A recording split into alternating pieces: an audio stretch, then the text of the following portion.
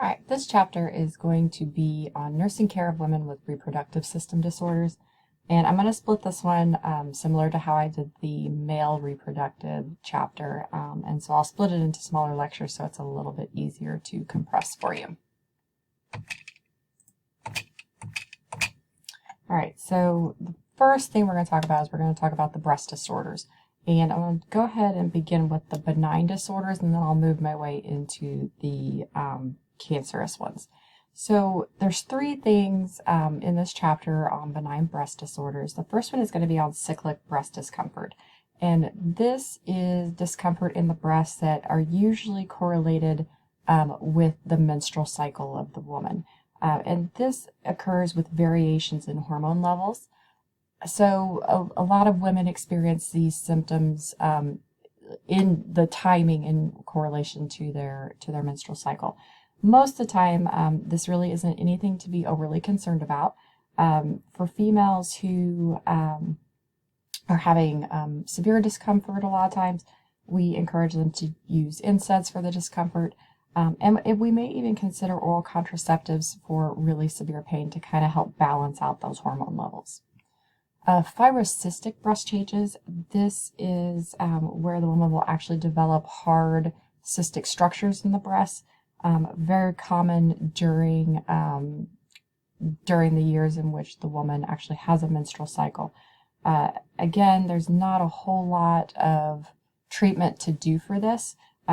Usually these are detected when the female is doing her monthly breast self-exam. And if it is worrisome, we'll have a provider do a manual exam. We may even encourage them to do a mammogram to rule out breast cancer. But once they've determined that it is fibrocystic in structure, then we can encourage NSAIDs for pain relief. And you can kind of reiterate to the patient that this usually will subside with menopause because the cessation of the menses at that time. The third thing in this chapter on benign breast disorders is mastitis. And you guys will cover this in OB if you haven't already done so. And mastitis refers to a breast infection and inflammation, and it usually occurs during breastfeeding. This is an infectious process, so we do want to encourage the woman to wash her hands so that we don't spread the infection from one person to another. But we do want to continue breastfeeding, and you don't have to worry about this being harmful to the infant because the infant is already colonized with the mother's antibodies. So the infant is protected here in this case. So we do continue breastfeeding even when there is mastitis involved. All right, so that takes us to the cancer type situations. And again, we're going to talk about breast cancer here. And this is usually something that shows up on your ATI just as a very common female reproductive disorder. So what we're looking at is our risk factors. So there's been a lot of talk in the media over the last, several years about breast cancer and the genetic disposition with it. But here are the known risk factors that we have. So we know age is one of them. So the greater in age we're dealing with, the more the risk factor is. There is definitely, we have proven that there is a very strong family history with breast cancer in terms of genetics. We've also correlated high-fat diet, high alcohol intake to breast cancer. Estrogen treatment. So again, a female who is on birth control for long-term, or we also have to look at women who do hormone replacement therapy with menopause as being a potential risk factor for breast cancer. Individuals with early menarche, so they started their menstrual cycle at a very young age, are high risk for breast cancer. Also women who have late menopause, so they didn't approach menopause at the time in which she was expected to, so a late menopause. Another risk factor is late or no pregnancies. So we see a lot of women who postpone getting pregnant a lot of times, either by choice or because they couldn't have children. And so that late pregnancy, so what they call advanced maternal age, or a woman who never gets pregnant is at risk for breast cancer. And then a female who opts not to breastfeed, there is some protective quality, they believe, with breastfeeding and protecting you against breast cancer. But a woman who opts not to breastfeed is also high risk for breast cancer. So signs and symptoms. So most women will state that they found a lump or thickening of the breast tissue. Another sign that you might see is what they call dimpling of the skin, and dimpling actually kind of resembles the peel of an orange. Okay, that's how I would describe dimpling. Anytime there is clear or bloody discharge, that would be from the nipple, that would be indicative possibly of a suspicious sign.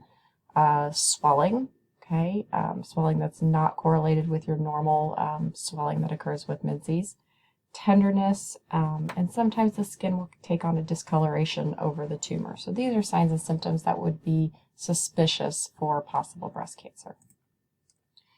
So prevention-wise, we want to caution our females about their fat intake. So we want to make sure that they're on a low-fat diet. We want to caution them about alcohol intake. So we always talk about taking alcohol in moderation.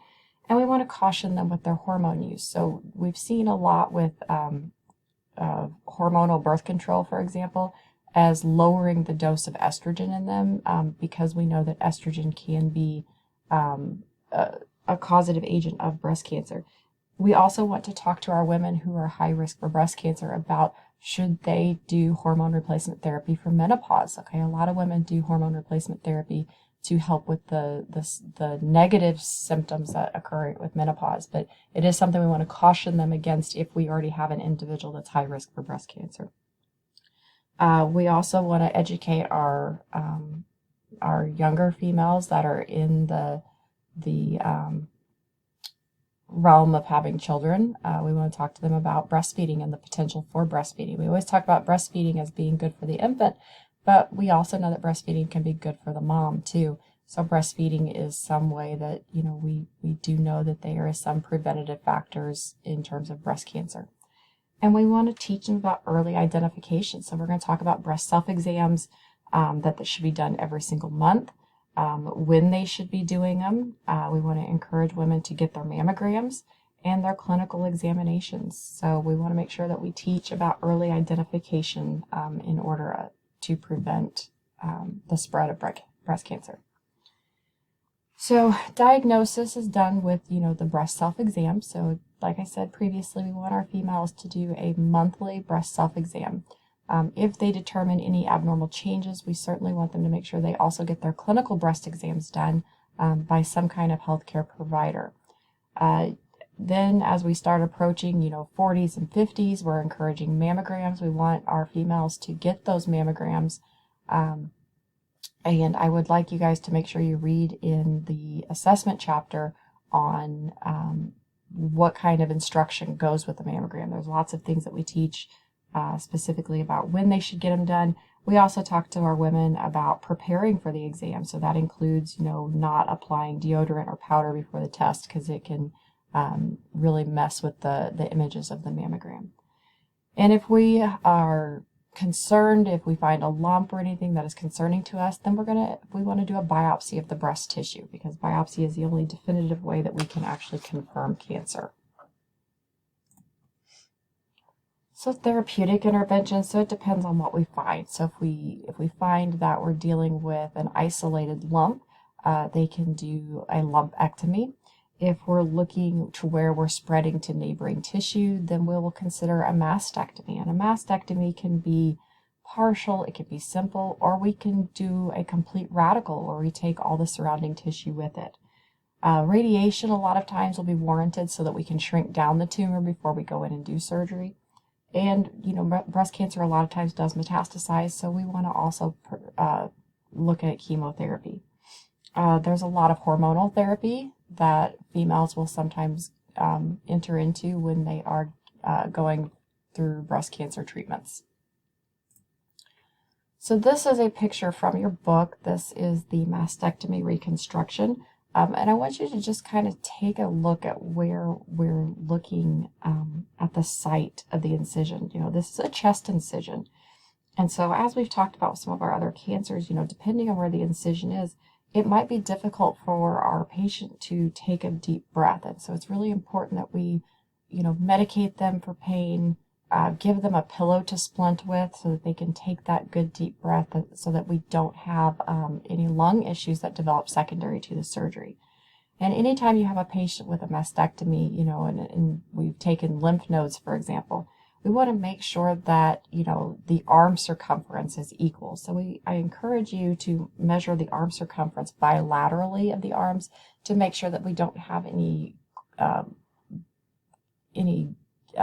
lymph nodes that are not draining appropriately, or that we don't have any swelling in one side versus the other. So we want to measure those arm circumferences bilaterally. Nursing diagnoses for your mastectomy patient. Anxiety is a big one. Risk for ineffective breathing pattern because of where that chest incision is. Risk for ineffective tissue perfusion and skin integrity. And definitely risk for ineffective coping. So we want to make sure that we address the female's coping mechanisms. We encourage her to express her feelings. And we want to make sure that she has a support system in place, because the loss of a breast for a lot of females is a very trying thing to go through. So we want to make sure that we are using our therapeutic communication and addressing her needs as best as we can. Other surgeries for breast modification, you have a mammoplasty, and this is what we're going to term as like a surgical modification of the breast. There is breast reduction surgeries, which I have a picture on the next slide for you. Mastopexy, that is where you remove some skin and some of the fat tissue.